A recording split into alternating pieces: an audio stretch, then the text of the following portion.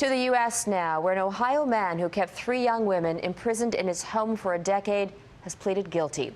Ariel Castro admitted today to raping, beating, and even forcing miscarriages. The plea deal will spare him the death penalty and spare his victims the trauma of having to relive their horror in court. Eric Sorensen reports. He looked somehow satisfied, the deal already in place. Ariel Castro would plead guilty. In exchange, he would not face the death penalty. One other part of the deal, Castro will never get parole, ever. You understand, Mr. Castro, that upon entering this plea, you will never be released from prison.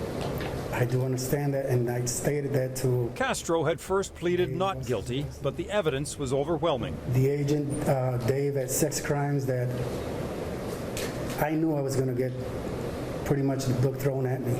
And he did. Several hundred charges. Castro willing to accept life plus, for good measure, a 1,000-year sentence. Clearly, the motivation for Castro is to avoid the death penalty, and he gets that by taking this plea deal. And he no longer denies that he kidnapped and raped 3 women, hiding them in a Cleveland home for about 10 years.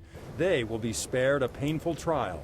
These young women have suffered enough, and to see a long, protracted trial go on with a lot of hurtful and dark and evil testimony given, it's not going to serve any purpose. Only recently, the 3 victims broke their public silence after years in captivity and their shocking discovery and freedom.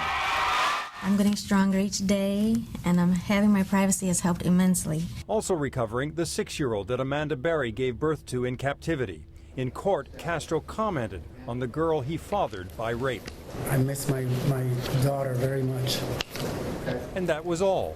He said nothing about the women he victimized. In fact, he said he was once a victim. I was also a victim as a child, and it just kept